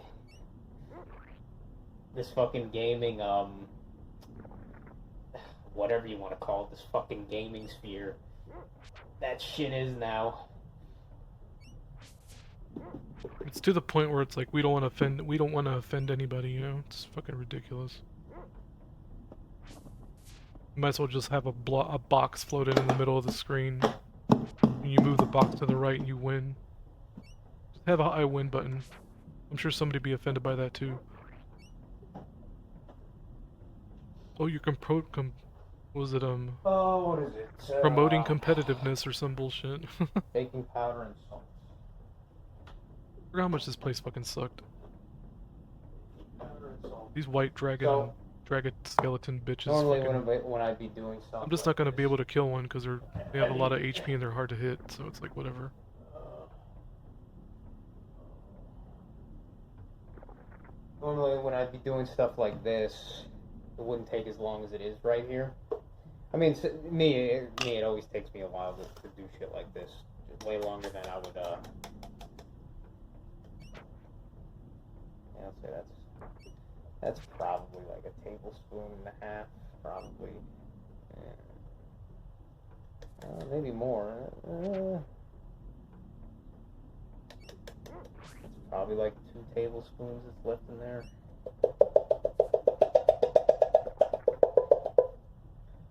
I really like these Davis baking powder cans because they have this fucking little lip here that you could just easily with a tablespoon or whatever just level it out without having to like use a knife or whatever The bullshit. fuck? Very good design. Unfortunately, not all of them do that. Like this one, I'll probably never buy that again. It's just like a normal I may have to look up a goddamn map for container this or place. whatever. I really feel like I could put that into this, but might be a little bit messy to try that. I don't know. I'll say I probably need another half teaspoon. Oh jeez. Rewinding, fuck that. That was bullshit. Half teaspoon. Feeling that amount might have been 18 more fucking like damage, are you kidding me? So I think I'll add 2 more half teaspoons and call it a day for that. And then what was it? 1 teaspoon of salt. Okay. I'm rewinding if I hit another But yeah, I was gonna bridge ask you, that Rudy. collapses. I know you said That's that bullshit. you started playing a bit of Earthbound. How is if you have been playing it still, or progressing more? How is your progress going in the game? You I think I got up to 3. What's the third town called? Onet, Tucson, and Threed. Yeah. No, I just got Jeff. I'm still in the process of like playing the game. I just recruited Jeff, and Jeff just saved Ness and what's her name? Paula? Yeah. So I just got the 3 together, and I think I have to progress from there. I forget what I was doing because it's been like maybe like a month since I played my file, but yeah, I need to get back into that. I guess I could have played that instead of playing this. know, like what's the? Are you still just alone as Ness? Um, Here we go. have you gotten out of like Onet? Have you beaten the police chief yet? You know, I don't know what it is about Onet, in that first part where you have to beat the what do they call the stupid gang called? Anyway, the gang members. I kept thinking the tunnel snakes. I know that's not correct, but where you beat up the tunnel snakes, then you beat up the cops, and I think you mentioned in your video where you were kind of breaking it down. It's super interesting, by the way. Where Ness is basically up against society, right, and a society that's keeping him down. I actually want to rewatch your assessment of the first like town because I thought it was super interesting, super smart. It's like fuck, man. Um, like how did you make these crazy observations? You know, it was really cool. I enjoyed that a lot. Or have you gotten even farther than that? I'm not sure, but just curious how your progress on that is. I know fucking ironically, probably the worst kind of design. The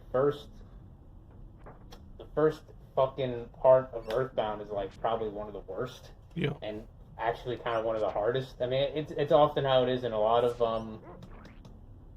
kind of JRPGs, especially if you start with like one party member or some bull. I mean, shit. Even this game, you see how I'm kind of pacing myself and gaining levels and grinding talons. You know, it's like these older RPGs are just kind of brutal in that way, where you have to really pace yourself, or else you're gonna if you progress too quickly, you're gonna just fuck yourself and run into a wall.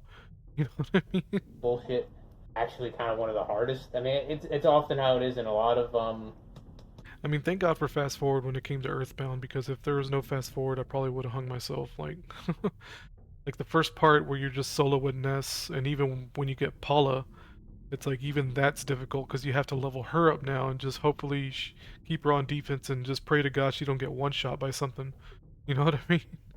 It's I don't know. It's just I kind of enjoy the I don't know the it's got a certain charm to it when RPGs do that to you. You know.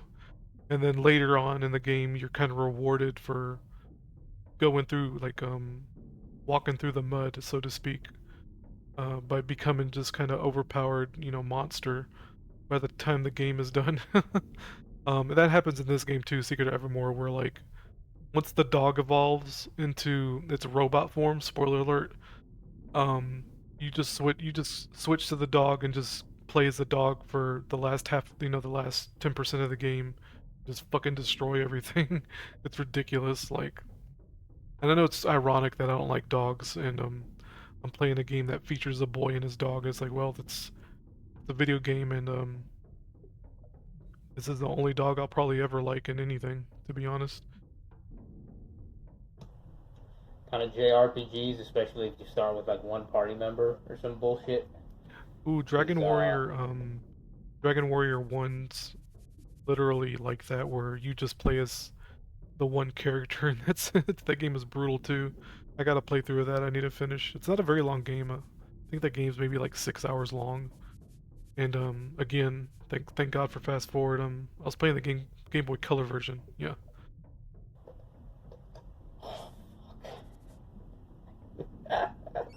Oh god, I knew that was gonna be a fucking mess to try.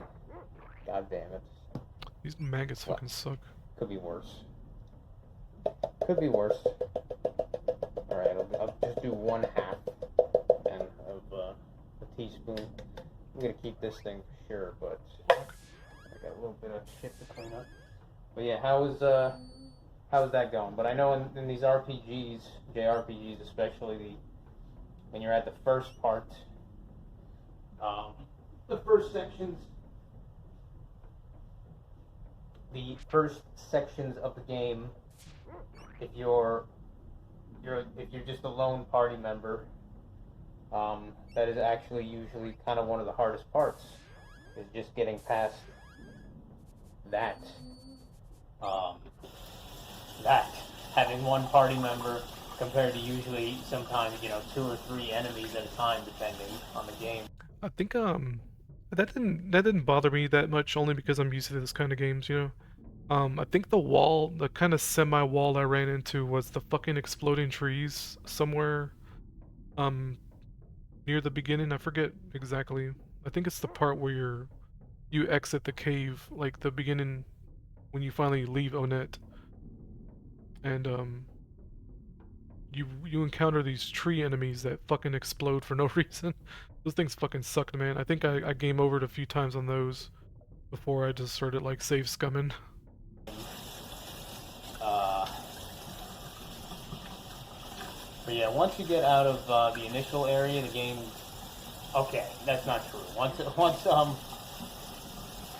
you get a second party member, I'll say that. Once you get a second party member, that's when the game gets significantly easier, as well as generally more fun.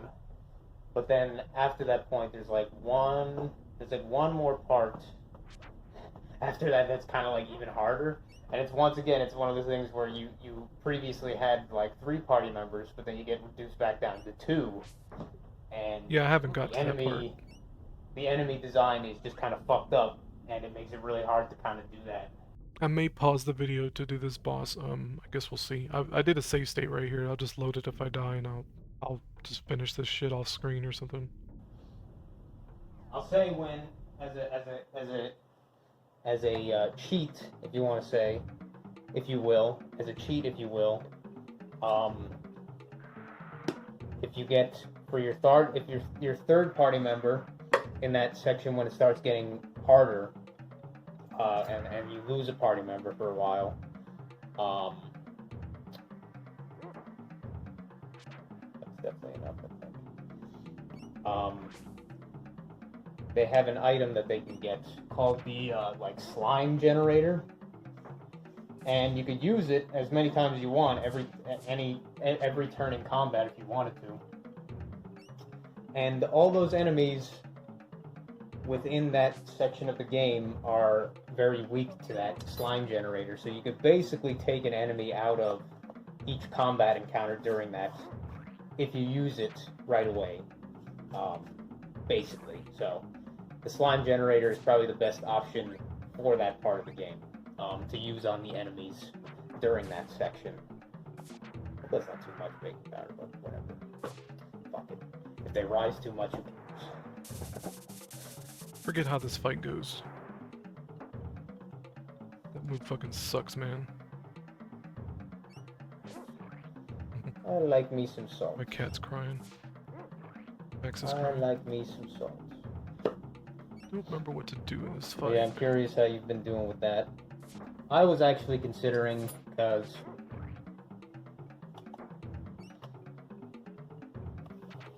Guess I can't attack that way.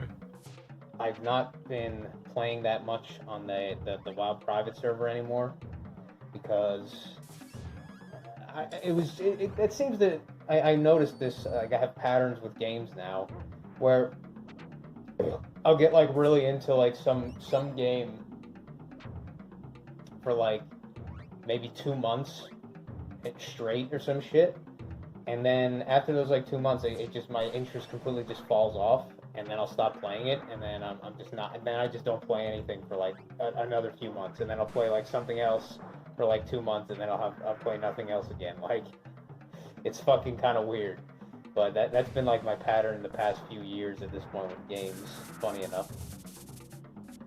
But since I haven't been playing on there, I've just been trying to get some work done with my like modding stuff, because I was getting so I was so much of my time was getting eaten up just distracting myself and procrastinating on that WoW server and shit.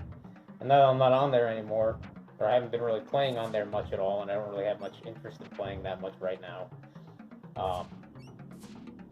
I guess there's kind of a void of things to do. I still have a lot of work to do with my modding, so I still have that time to occupy. But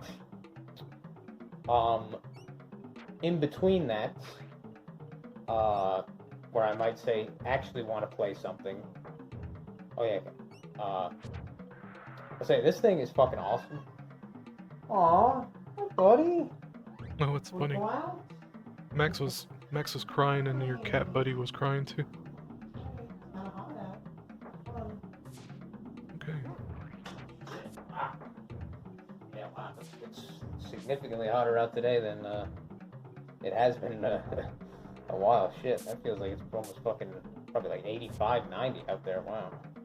Move has a risk of killing me. Jesus Christ. But yeah, Won't let my dog die. This thing is called what they call a Danish whisk. I only recently bought one because I was hearing like good things about it. Like, I bought it like a few months ago, and this thing is fucking awesome. Like, it's just like a whisk. You got the normal kind of balloon whisk that a lot of people use and shit, and those are good for their own kind of purposes and stuff. But they're just so flimsy, obviously, and they're kind of slightly annoying to clean as well. At the same time, because of their kind of like flimsy wire design. But with this Danish whisk, it's made out of like pretty thick stainless steel like wire at the ends, and it's designed in this kind of way where it can just kind of almost effortlessly glide through even like very thick batters and shit. Like, it's perfect for stuff like this, like cookie dough, I guess, for like bread mixing, like mixing bread together and shit for bread dough and stuff. And my dog's dead. Oh, good. And yeah, this is just my like go-to whisk now. So, and this thing was only fucking like, I don't know, like $9 or some shit on Amazon. This thing is fucking awesome. My dog didn't get experience, but it will. And it's like really easy to clean. It feels really sturdy. Like, there's almost no, like, I've gone fucking, and I will be by the end of this. I'm sure. Speaking of games being difficult at the beginning, like, this game's kind of brutal in that way. Really hard fucking mixing this shit. This thing is awesome. I've never even heard of like a Danish Wish until recently. I was like, wow, I can't believe people don't even like talk about these that much. It's fucking great. It is a great tool, one of my favorite tools. Even that spoon is a nice spoon. It's like a nice oak wood spoon or whatever. I use that all the time for creaming butter with sugar and stuff. Um, yeah, but besides that, the thing I was considering. Okay, I got cut off time skip quite a bit because my mom got home and I don't know. I don't really feel that comfortable talking and making a kind of video like this when she's around or whatever. But yeah. Um, so I got the brownies in the oven. It went fairly well, but the mixing kind of got fucked up. Um,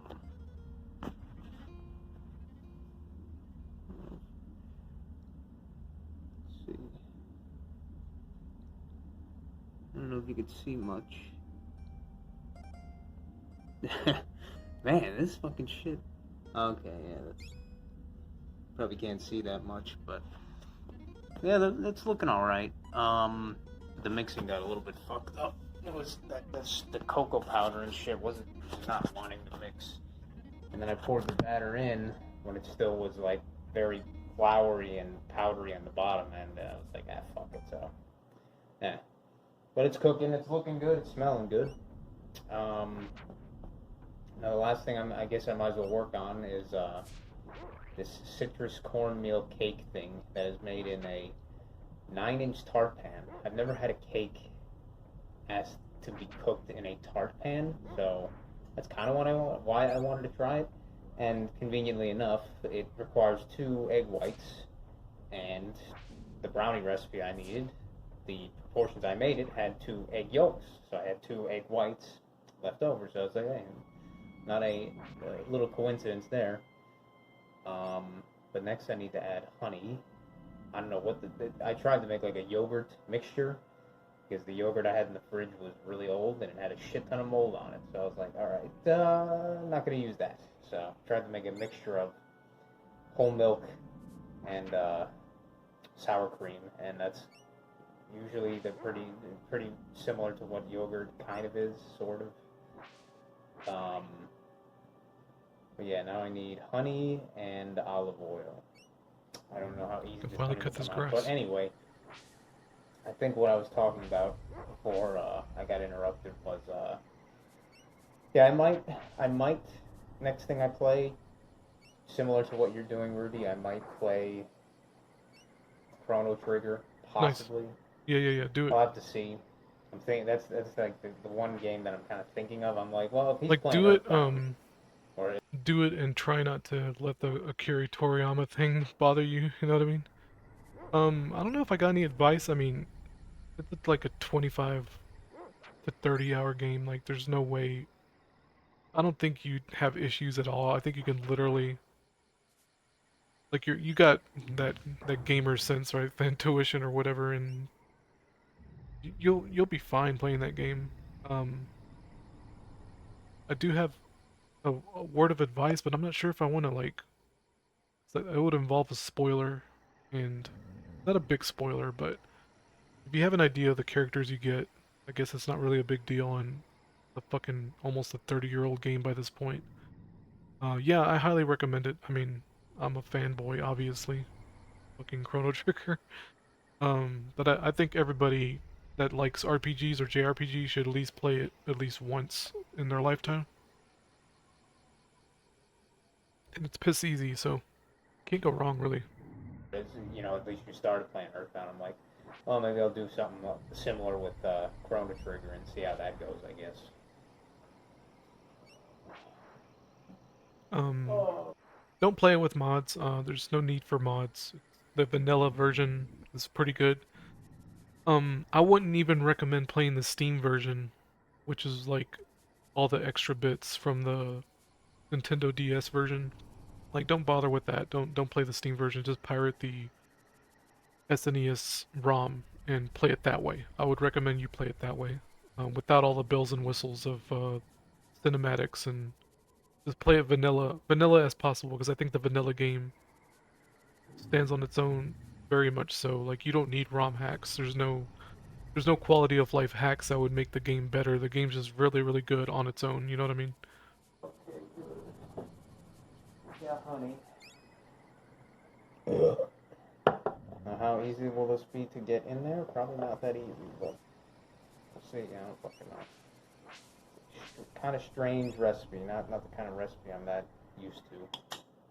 This stuff, this is like a pretty good honey and has this nice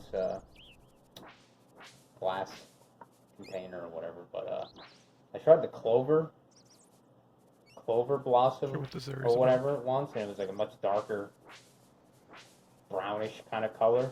And I was like, well, maybe that's good. But Item here? then I tried the orange blossom and I like tasted it by itself. And I'm like, wow, Fuck. that tastes a lot better than the clover one. I don't know, much more Whatever. my kind of flavor, like a very floral taste.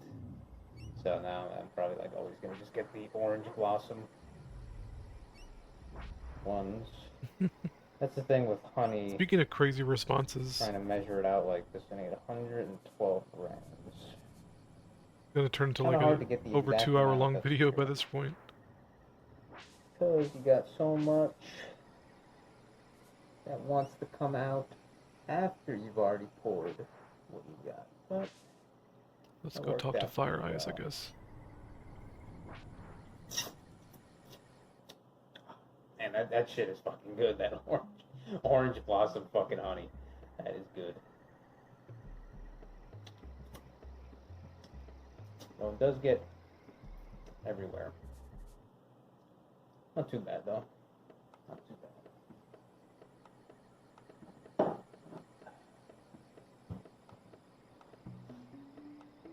120, close enough. About as close as I'm gonna get it. Olive oil, 60 grams.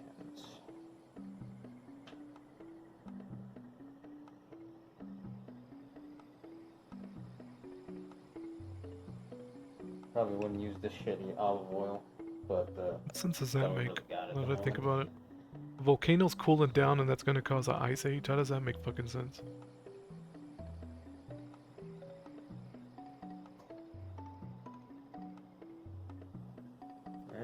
Close enough.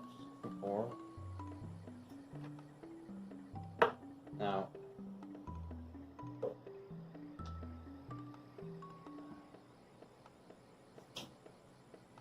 I have no clue how well this might go in a tart pan, because the tart pan I have, I know it leaks quite a bit from the bottom, the way it has the removable bottom, and it's supposed to, but mine leaks quite a bit. So hopefully this batter in the end. Kind of looking at the ingredients, and I'm like, I don't know if it's gonna be thick enough. I don't know, but gotta try stuff, I guess. This is a fair amount of liquid in proportion to the dries that I'm seeing. So, but I mean, it's not a very large amount in total. That's the thing. That's the difficulty with tart pans. Is like it's such a shallow profile or whatever. Like it's like I don't even know, like half an inch. I like this part. We'll pause it for this part because I like it. I think it's cool.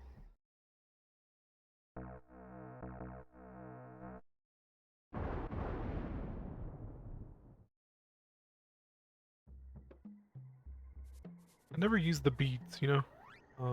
Yeah. Yeah, these things. Um, it's one of those items that's like too good to use, but I don't remember ever using them, period.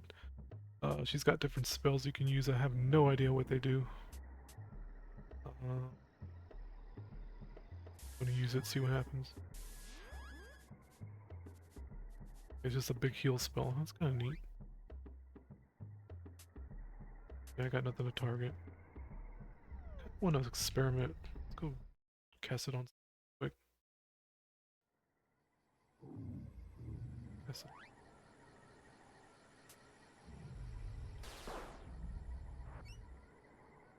do all.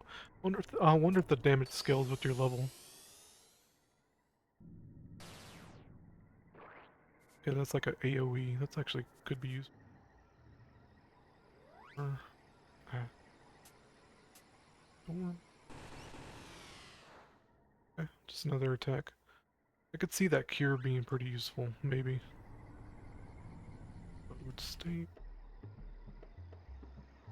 Yep. Alright, let's get back into it. of space, of like height or whatever. So there's really not a lot of room to play with. Um, Not a lot of room to play with there.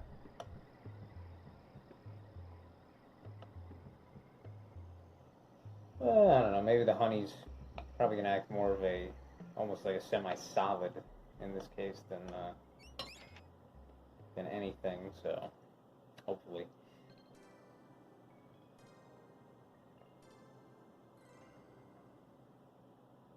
Liquid. Okay. That's some of the almond extract.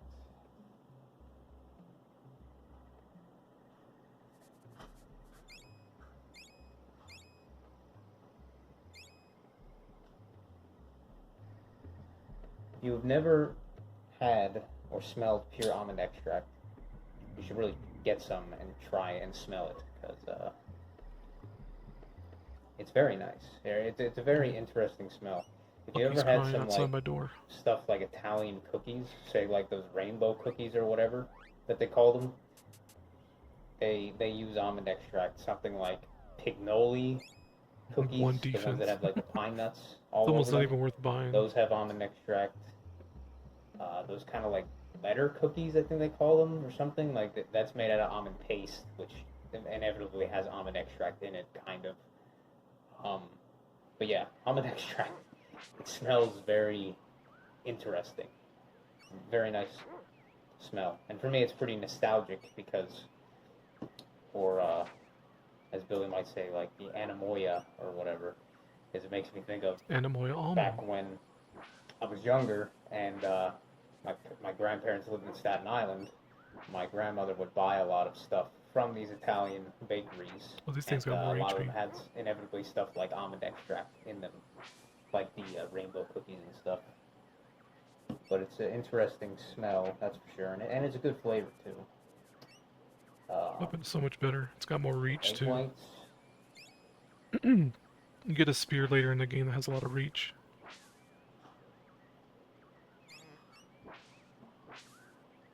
I might let my cat in my room because he's out there outside freaking Weird. out. It's gonna be weird, man. I don't know what the hell this shit's supposed to come out like.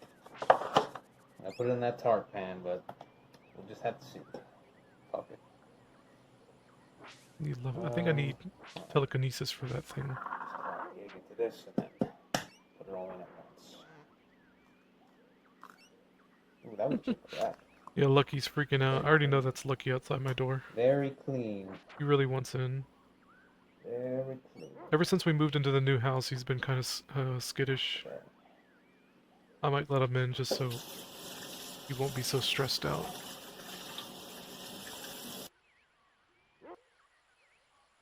Yeah, I let him in. Hopefully he chills out. I don't think he will. Come here, Lucky. Yeah, what you want, baby boy? What's up, little dude? Are you upsetty, Spaghetti? Come here. Let's see how he acts. Let's forward a little bit just to get past the water sounds. I think he wants out already. Fries. Lucky, come here. What's up, man? Which? Come here. Oh yeah, orange zest.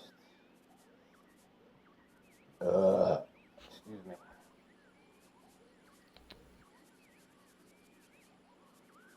I can grab him. Come here, dude. Come here. I can show him. Come here. He wants out already. He just wanted to see what I was doing. He hears me talking to myself. Come here, little man. In this case, Lucky. I'm gonna mix the wets in a little bit. He's a sweet boy. There's But the in man. this case, He's a cutie. think I will put. You went I out don't already? always do this. I think I will put the dry into You its hadn't own even been little in here bowl 10 first, seconds.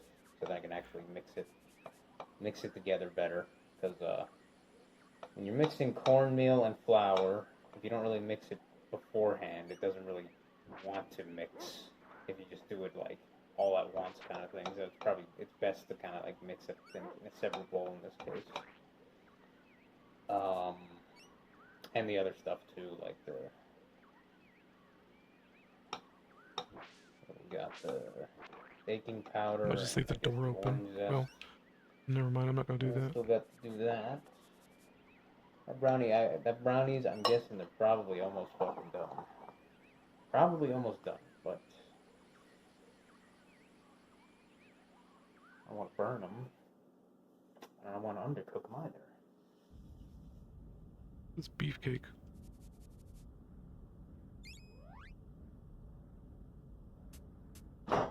Yeah, there's upgraded armor here. I shouldn't have bought that one thing. Oh well. I got enough for all 3 pieces.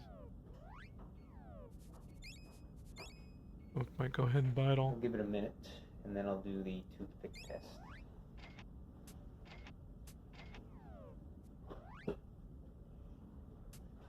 And then determine if they're ready or not. +1 defense on everything. That's gay as fuck. All that money just for like +3 defense. It's crazy. Forgot those dudes can grab you like that. But yeah, Chrono Trigger, I'm sure I'll enjoy, well, I mean, if I do play it, but I'm thinking about it. I'm sure I'll enjoy it, but yeah, the Toriyama art style, Yeah. it's just so, You know what's funny about Akira Toriyama?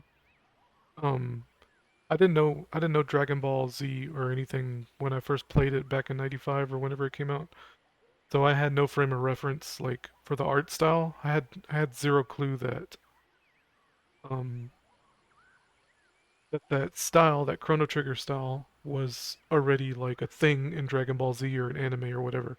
To me it was just Chrono Trigger. So when I look at Chrono Trigger art, it's just Chrono Trigger to me. It's not like weird Dragon Ball, Goku, Bulma, Bulma looking ass characters and all that shit. It's just really funny that I don't see it that way. And I guess a lot of people do. distracting. I think it's so distracting.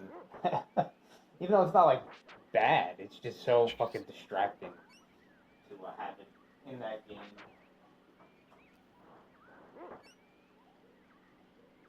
He wants out again.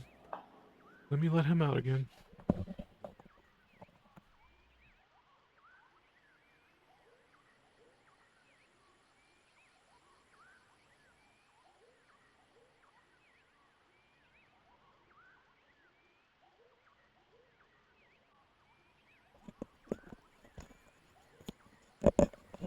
Should have muted the mic. Sorry about that.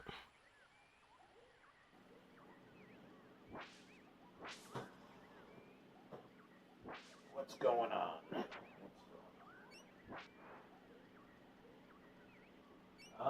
Yeah. Nope, that is not done yet.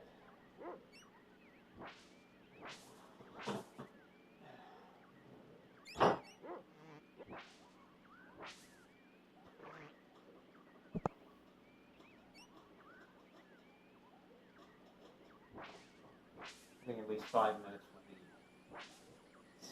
What's funny if safe it's bet, as it, I guess. That was still pretty if I liquidy. would have played Mega Man 3, I probably would have been finished with it by now. Cause I can beat that game in like an hour and a half.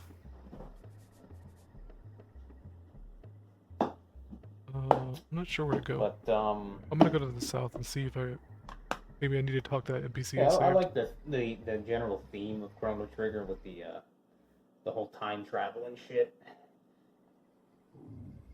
But yeah, as I said, like the art style is distracting.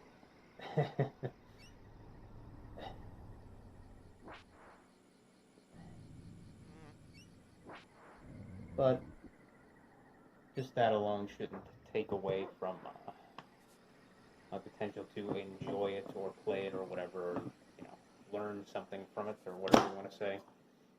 Get something from it. Oh yeah, there's.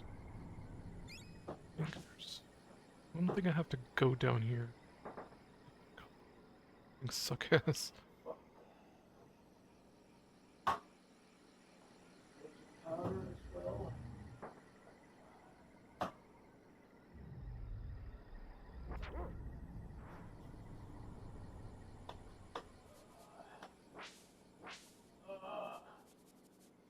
Already open? I don't think so. Oh, wait, Yeah, no. I don't think I have to come down here. Forget where I have to go next. Awesome.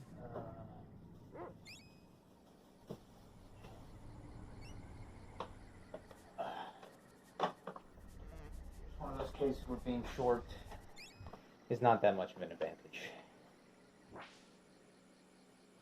Flour, cornmeal, 75. 75.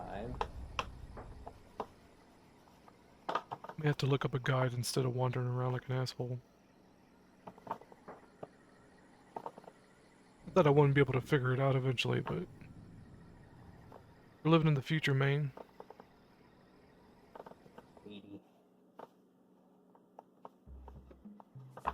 Okay.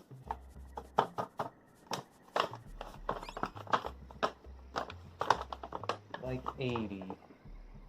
And the combat, I mean, any JRPG's like, combat system's not gonna be that fucking good. No. Chrono Trigger's kind of brain dead, but at the same time, it's got a really cool system when it comes to dual text and triple text and all that. There's a little bit of meta going on. Later. Yeah.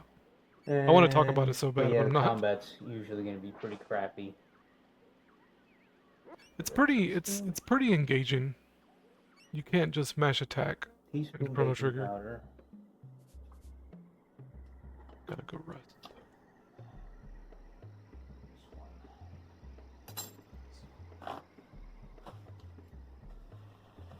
She tries to be helpful, and in that, she also gets in the way. Didn't really want this to be washed, but whatever. Not a big deal. But yeah, the combat's usually not that great. In Chrono Trigger's case, you know, they tried to do like some kind of positional real-time thing or whatever shit, but then at the end of the day, it just kind of comes down to spamming AoE screen clearing abilities and shit. Yeah, baking powder.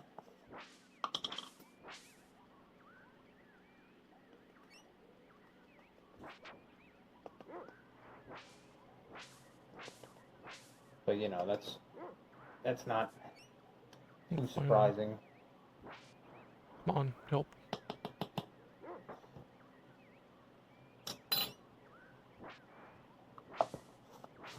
And at least the music is good. I mean, I think any good RPG or JRPG should have pretty good music. I think that's just kind of comes with the territory of sorts. Balls. I'll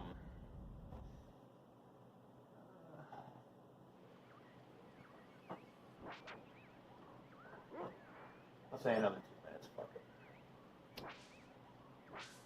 Zesty orange.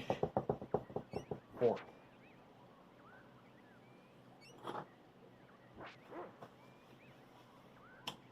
Fork. Dry fork. Yeah, I know I need levitation for that, or telekinesis, whatever it's called. Not wet fork. But I guess I could do the zest. You ever see me do shit like this, where I'm kind of hovering to the left or whatever? Now, I guess. I'm trying to manipulate the Like dog's into it and behavior. just mix it out. I don't know. Because you can switch to the dog, and it's really slow. Like, I'm controlling the dog right now, and it's super slow. I'm not used to making a cake. Okay, I can go in a up here. tart pan. Sweet. Take this off the scale. Spooky. Tar pits. I think these fuckers poison you. I may have to go back and get, like, antidotes or whatever they're called. They're called essence or something. Some bullshit. Because, as the Ghostbusters theme says, zesting makes me feel good, busting makes me feel good. These have way too much HP for fucking little spider shit. Come on, man. Yep, they poison. Fucking terrific. I don't want to burn the brownies, but I may just avoid these I'd rather mobs have slightly altogether. burnt brownies than liquidy brownies. That equals just immediate disaster compared to just slight texture preference difference or I whatever. don't know what heals that. A little bit burnt is better than underdone in most cases, especially with something that's like a brownie mix or a cake. It's fine.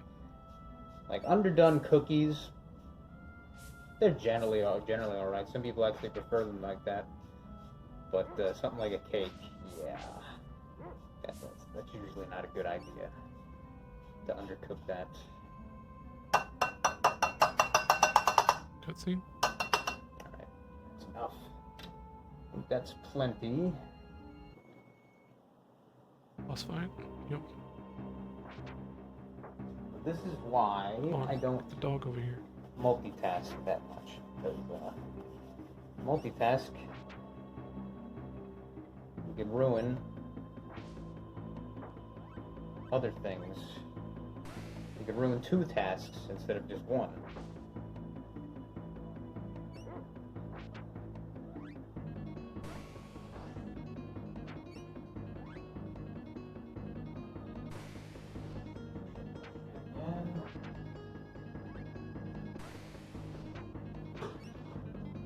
I don't know how hard the red ball hits. I can't see. Yeah. Come on. That is a lot cleaner.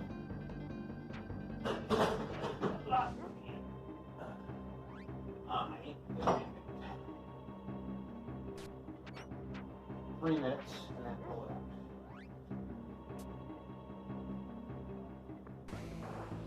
Because Good way to lock them in place. clean enough, but still a little bit coming out, a little bit wet on the bottom. So definitely don't want that to be an issue. So Kind of want to bottleneck them in this direction. probably overcook it a little bit, but that's alright. I'm trying to manipulate my dog to keep it over here. Over here, you bastards. But yeah, I've already been spoiled for the most part. Like the, it's a fucking old ass game at this point, just like so many others. I already know kind of like whatever twists and story beats for the most part. The overall story beats with like Chrono Trigger. I guess I could just tell you what my advice would be. The main interest is going to be potentially like, the in-betweens and the actual experiencing it myself, I guess. Which is, in a video game, that's kind of the most important part, is experiencing it yourself. That's when you actually, that's kind of the downside of our current way that things are done in the game industry or whatever. People just kind of watching people play more than actually playing. Yeah, maybe this batter might not be too bad. We'll have to see, because proportionally this is actually more dry in terms of volume than I expected. But I don't know. Really? Let's see, I guess. Oh, God.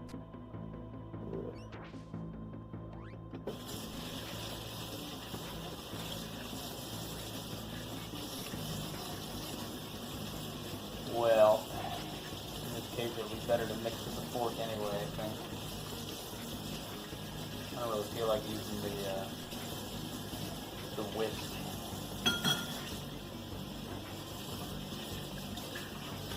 It makes that all oily now. Ugh. And still, you fucking dickhead. Wow. Really, time flies, man. I'm just fucking mixing some shit, and then the brownies has already been fucking like 3 minutes. Fucking crazy. Jeez. Oh yeah, here we go. We got a spear. You don't keep that axe for very long before they just give you a new weapon. That's funny. Mix this shit in together now. See what happens.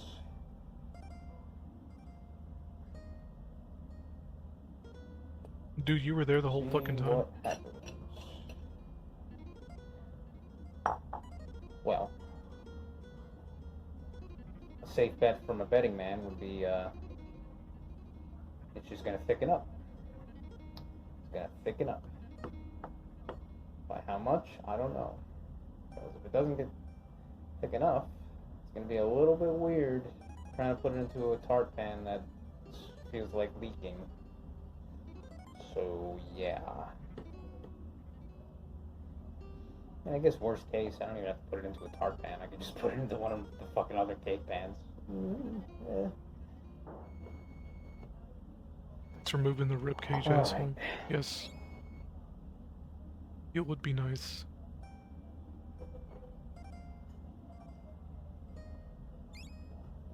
Finally get a heal spell. Christ. See how long they cock block you? Fucking gatekeeping There's gatekeeping the brownies. fucking heal spell.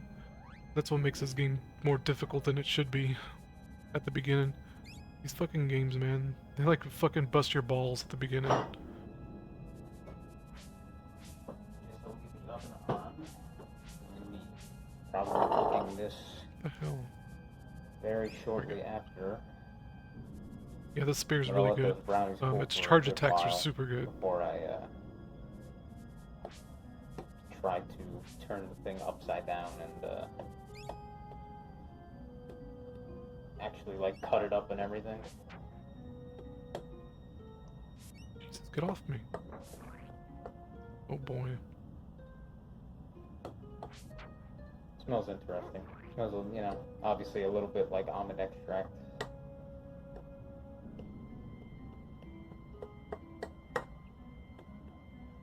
Might go back into town and buy more ingredients. 924.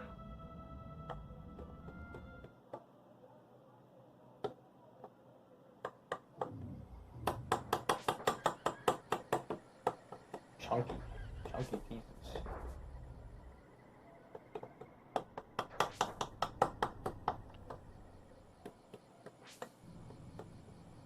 I'd like to use the tart pan, but Oh my gosh. I don't know.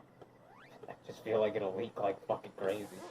Which, there's worse things in the world than a slightly leaky See, they give you a tart heal pan. spell and they think they can As start long as you busting have your something balls. to catch the drips, but yeah. The difficulty ramps know. up just because you got the heal spell. Oh my god, these things suck ass. Make sure the bottom hopefully gets mixed. I don't know. Contact. Not really seeing any flour. So probably mixed up alright.